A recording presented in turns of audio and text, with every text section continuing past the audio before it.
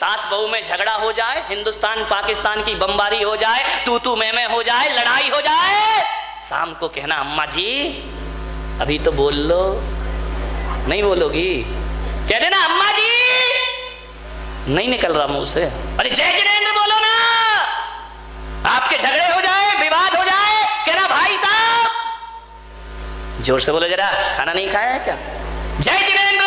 ध्यान रखिए, यदि आपने जय जिनेंद्र बोल लिया, दुश्मनी मिट जाएगी, दोस्ती में परिवर्तित हो जाएगी। आज घरों में जय जिनेंद्र समाप्त हो गया है। आज घरों में कोई हाय हेलो कहने लगे हैं। आपसे मैं इतना ही निवेदन करता हूं, जय जिनेंद्र जो होता है, राम राम जो हुआ करता है, ये कसायों पर फहराई गई विजय पताका हुआ करती है। कसायों को जीतना है, जय जिनेंद्र आदमी को बोल। और ऐसा भी जय जिनेंद्र नहीं कि लड़ाई हुई है, महाराज ने कहा जय जिनेंद्र, नहीं, हंस के मुस्कुरा के कस के ना, नहीं तो कई ऐसे बोले जय जिनेंद्र, सुनाई भी नहीं दे रहा जय जिनेंद्र हो गया। ध्यान रख, हंस के कस के और मुस्कुरा के जय जिनेंद्र बोलिए और जय जिनेंद्र की ध्वनि से अपना मौन।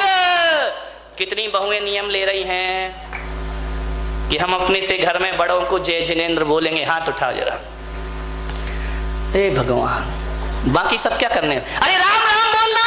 जो राम को मानते हैं राम राम बोले, जो जिनेंद्र को मानते हैं वो जय जिनेंद्र बोले। आपसे भी निवेदन है, हाथ उठा के विश्वास दिलाओ अपने घरों। आदमी बहुत सीधा है यहाँ का यार, महाराष्ट्र का देखो, इनने तो हाथ पूरे नहीं उठाए, आदमी ने फट से उठा दिए। कोई बात नहीं है। अब इस चक्कर में ये महिलाओं के साथ लफड़े बहुत हैं। अभी जय जिनेंद्र का नियम तो ले लिया है, अब सासू बैठी देख रही होगी चुपचाप चुपचाप है। अब मान लो किसी दिन ये बहू जय जिनेंद्र करना भूल गई तो मालूम है सास क्या कहेगी? हाँ, मुझे मालूम था, बड़ा नियम ले रही थी महाराज की सभा में। अरे मुझे मालूम था तू नहीं सुधरेगी, 4 दिन की चांदनी और फिर अंधेरी।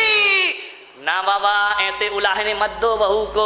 यदि किसी दिन बहू जय जिनेंद्र करना भूल गई तो अम्माओं से निवेदन है कि बहू के कमरे कौन बहू बोली अब आएगा मजा।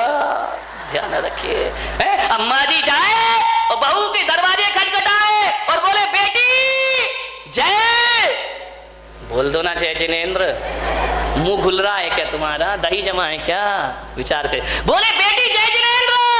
समझदार बहू होगी तो कहेगी यार मुझे पहले जय जिनेंद्र करना चाहिए, अब कल से अम्मा जय जिनेंद्र करने आए उससे पहले मैं जाके जय जिनेंद्र करूंगी। इसी बहाने अम्माओ, जगत जननी जगदम्बाओ, तुम्हारी बहू जल्दी उठने लगेगी मेरे भाई। ध्यान रखिए, विचार जय जिनेंद्र होना चाहिए। मुंह मत फेरिए दुश्मन को देख करके कि यहां से दुश्मन आया तुमने मुंह फेर लिया, वहां से दुश्मन आया उसने मुंह फेर, मुंह मत फेरिए। नजरें मिलाइए। 4 मिले 64 खिले, 4 मिले 64 खिले, 4 मिले 64 खिले, 4 मिले 2 हमारे 2 सामने वाले के, 4 मिले 64 खिले। निगाहें मिले और होंठ ना खिले, ऐसा हो सकता है क्या? 4 मिले 64 खिले, 64 32 अपने और 32 ही है ना कि कम ज्यादा है? नहीं तो एक बार मुल्ला नसरुद्दीन के साथ बड़ा गड़बड़ हो गया। मुल्ला नसरुद्दीन और खट्टर काका में लड़ाई हो गई। मुल्ला खट्टर काका ने कहा ए मुल्ला, एक दूंगा तो तेरे 32 दांत तोड़ दूंगा। मुल्ला ने कहा क्या समझ रखा है, एक दूंगा तो 64 तोड़ दूंगा। अरे खट्टर काका ने कहा, रामलाल सामने खड़ा हुआ था, रामलाल ने कहा क्यों रे मुल्ला, 64 दांत होते भी हैं जो तू तोड़ लेगा? बोले मुझे मालूम था तू बीच में जरूर बोलेगा, इसलिए 32 तेरे भी जोड़ लिए। ध्यान रखना, तू बीच में जरूर बोलेगा, मुझे पता था। ध्यान रखिए, मान्य। 4 मिले 64 खिले, 20 खड़े कर जोर, 10 तुम्हारे 10 सामने वाले के। 4 मिले 64 खिले, 20 खड़े कर जोर। और जय जिनेंद्र वह चीज है, हर से रोम करोड़, हर से रोम करोड़। जिनकी सासू यहाँ नहीं हो वो आज अपने घर जाना, वो है ना तुम्हारे पास मोबाइल है ना, जैसे ही फोन लगाना अम्मा जी कहेगी हाँ बहू हेलो, अम्मा जी से कहना अम्मा जी हाय हेलो छोड़िए और जय जिनेंद्र बोलिए। जय जिनेंद्र का पाठ पढ़िए, जिंदगी में मुस्कुरा के पढ़िए, जीवन में आनंद बरसेगा। छोटी सी बात है लेकिन बहुत बड़ी बात है। 4 मिले 64 फिरे 20 खड़े कर जोर, जय जिनेंद्र वह चीज है हर। मैंने सोचा यार, जब कोई आदमी किसी को राम राम करता है तो सामने वाला भी राम राम बोलता है। तो मैंने कहा ये 2 बार राम राम क्यों बोलते हैं? एक बार भी तो बोल सकते भैया राम, वो भी बोल दे राम, लेकिन इधर से भी कहा जाता है राम राम, उधर से भी कहा जाता है राम राम। तो मैंने कहा ऐसा 2 बार क्यों बोला जाता है राम राम, उत्तर आता है राम राम। फिर मैंने सोचा जरूर इसमें कोई कारण होगा, 2 बार ही राम राम बोलना चाहिए। इसलिए बोलना चाहिए कि जे 2 बार यदि राम राम बोला जाता है तो सामने वाला भी राम राम कहता है। इसका मतलब इतना है, जो बोल रहा है उसमें भी राम समाये हैं और जिससे बोला जा रहा है उसमें भी राम समाये हैं। तो राम से राम का मिलन राम राम होता है और जिनेंद्र से जिनेंद्र का मिलन जय जिनेंद्र हुआ करता है। ध्यान रखिए, तुम्हारे भीतर भी राम है, मेरे भी, मुझ में राम, तुझ में राम, सब में राम समाया है। कर लो सभी से प्यार, यहाँ पर कोई नहीं पराया है। ध्यान रखिए, सब किस लिए राम ही राम बसे हुए हैं। मान्यवर कबीर थे, बहुत बड़े संत, उनके जीवन में बड़ा आनंद था। पति पत्नी साथ रहते थे, लेकिन कबीर के घर में कभी झगड़े नहीं हुआ करते थे। पड़ोस वाले हैरान हो गए, ऐसा तो कोई घर नहीं होगा जहां पति पत्नी झगड़ा नहीं करें।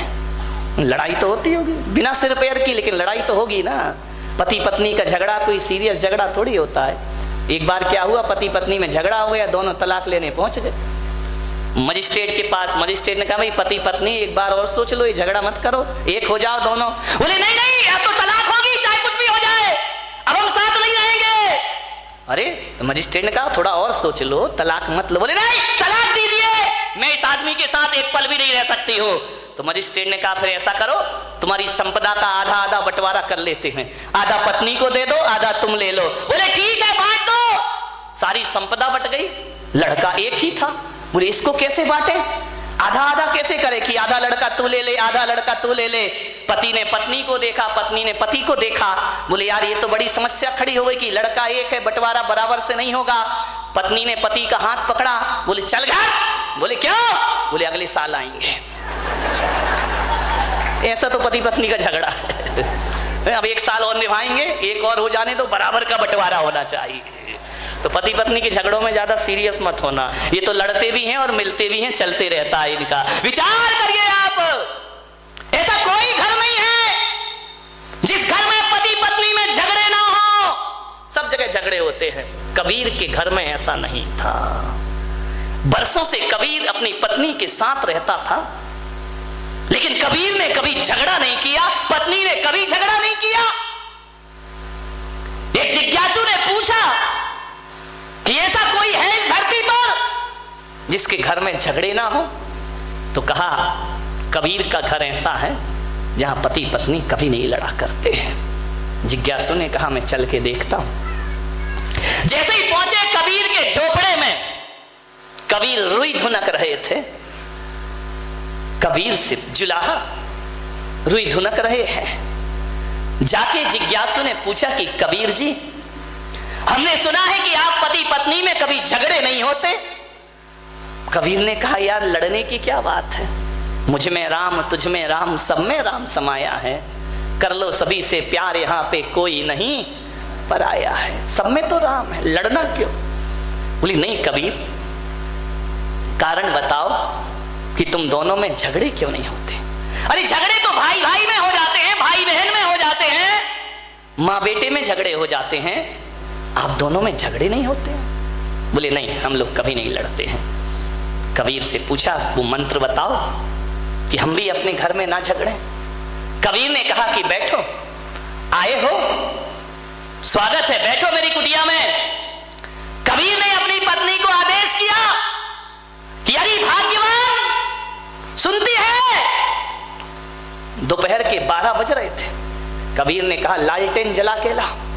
पत्नी आई, लालटेन जलाई और रख दी। जिज्ञासु ने कहा पागल है क्या ये, इसीलिए झगड़े नहीं होते? लगता है कबीर तो पागल है ही, ये पत्नी महापागल है। दोपहर को 12 बजे आंगन में, खुले आंगन में इतनी धूप में लालटेन मंगा रहा है और पत्नी ने लालटेन लाके रख दी। उसने पूछा भी नहीं कि लालटेन का क्या करोगे, लाई और लालटेन रख के पत्नी चुपचाप चली गई। कबीर ने कहा उत्तर मिल गया। अरे उत्तर, पागल लग रहे हो दोनों, पागल। कबीर ने कहा पागल ही समझो। कबीर ने कहा ठहर, अभी उत्तर नहीं मिला तुझे। पत्नी को कहा कि अरे भाग्यवान, 2 गिलास दूध लेकर आ। पत्नी गई, दूध के 2 गिलास लाई, एक कबीर के सामने रखा, एक जिज्ञासु के सामने रखा। कबीर ने दूध का गिलास उठाया, गटागट दूध पी गए और आनंद के साथ पी गए। जिज्ञासु को कहा कि तुम भी पियो। जिज्ञासु ने जैसे ही मुंह में लिया, दूध थूक दिया उसने। बोले ये दूध है क्या? ये पागलों का घर है, पागलों का। कबीर ने कहा उत्तर मिल गया। बोले ये क्या उत्तर है, ये तेरी पत्नी पागल है क्या? बोले क्या? बोले दूध में नमक डाल के लाई है, शक्कर डालना चाहिए, चीनी डालना चाहिए, नमक डाल के लाई है। कबीर ने कहा उत्तर मिल गया। अरे बोले ये कोई उत्तर है क्या? कबीर ने कहा तो सुन, जाते जाते उत्तर सुन के जा। हम दोनों पति पत्नी के बीच में प्रेम है, ध्यान रखना। हम दोनों पति पत्नी के बीच में समर्पण है, हमारे बीच में तर्क नहीं है। जब मैंने 12 बजे दिन में उससे लालटेन लाने को कहा तो पत्नी ने कोई प्रश्न नहीं किया, चुपचाप लालटेन रख के चली गई। जब पत्नी लालटेन लाने पे प्रश्न नहीं करती है तो धोखे से शक्कर की जगह नमक डल गया तो मैं भी उससे कोई प्रश्न नहीं किया करता हूं। और इतना ही ध्यान रख, यदि जीवन में आनंद को जीना है तो मैं भी बारामती वाले आपसे कह रहा हूं, एक कोटेशन में आपको दे रहा हूं, जहां दिन में 4 बार आपकी नजर पड़ती हो, दुकान में, ऑफिस में, घर में, मकान में, एक लाइन लिख के रखना। जहां दिन में 1000 बार देखते हो वहां लिख के रखना, जहां समर्पण है वहां स्वर्ग है, और जहां तर्क है वहां नरक है। ध्यान रखिए, जहां समर्पण है वहां स्वर्ग है, और जहां तर्क है वहां समर्पण से बड़ा सुख जीवन में कुछ नहीं हुआ करता है। जीवन में आनंद को बटोरना है, समर्पण होना चाहिए। जब पत्नी ने नहीं पूछा कि लालटेन क्यों लाऊं, तो मुझे भी नहीं पूछना चाहिए कि तूने नमक क्यों डाला। तुम्हारे यहां तो इसी में महाभारत मचती रहती है। थोड़ी सा नमक कम हो गया, साली थाली सुदर्शन चक्र बन जाया करती है। ध्यान रखिए, समर्पण में जियो, झुककर जियो, समर्पण में जियो। अगड़ने में कोई फायदा नहीं है। जहां समर्पण है वहां स्वर्ग है, इसको दिमाग में रख लेना। जब भी लड़ाई के वातावरण मिले, जब भी लड़ने झगड़ने की स्थिति पैदा हो, तो मेरी ये बात याद रखना, उसी समय आपको क्लिक कर जाए कि जहां समर्पण है वहां स्वर्ग है, और जहां तर्क है वहां नरक है। तर्क मत करिए ज्यादा, समर्पण में जी।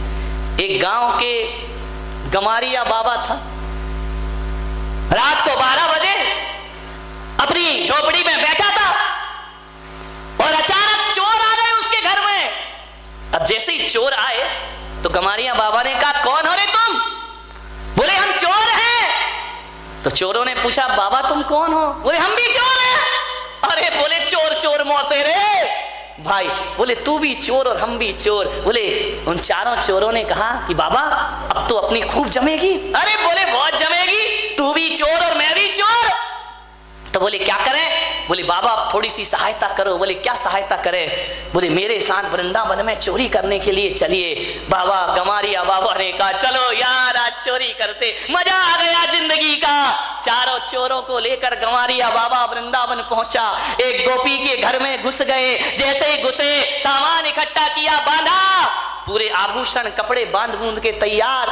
जैसे ही तीली जलाई, माचिस जलाई, एक ढोलक रखी हुई थी, गवारिया बाबा ने ढोलक उठाई और ढोलक बजाना शुरू कर दी जोर जोर से। अरे चोरों ने कहा तेरा सत्यानाश हो, मरवाएगा क्या तू? ढोलक काय को बजा रही है? चोरी कर रहे, जरा सीरियस रहे, गंभीर है। अरे वो तो अपना बजा रहा है, मैया मोरी मैं नहीं माखन। अरे इसने कहा यार ये मरवाएगा ये गंवारिया बाबा। ये जोर जोर से ढोलक बजा रहा, नाच रहा है गंवारिया बाबा जोर जोर से। आज मिल गया, आज मिल गया। अरे गांव के लोग उठ गए।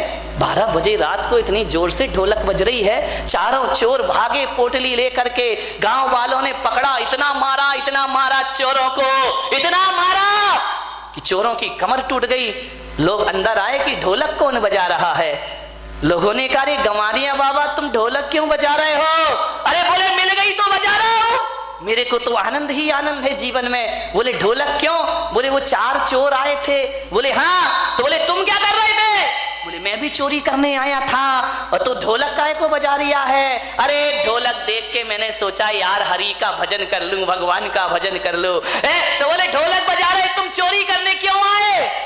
बोले वो 4 चोर क्या चुरा के ले गए? अरे बोले आभूषण ले गए, कपड़े ले गए। अरे गंवारिया बाबा ने कहा सत्यानाश मेरी बुद्धि का, रात को 12 बजे 4 चोर आए तो मैं समझा कि वृंदावन में चोरी को कह रहे हैं तो शायद माखन चोर आया होगा, इसलिए मैं उन चोरों में शामिल हो गया। ध्यान रखना, मैं तो माखन चुराने आया था कि हरि की कृपा बरस गई, हरि आए हैं और कह रहे हैं कि चलो बाबा माखन चुराने चलते हैं। ध्यान रखिए मान्यवर, सोचिए ये आनंद है जीवन का। उदासी जिन चेहरों का श्रृंगार करती है, उदासी जिन चेहरों का श्रृंगार करती है, मक्खी भी उन पर बैठने से इनकार करती है। ध्यान रखिए।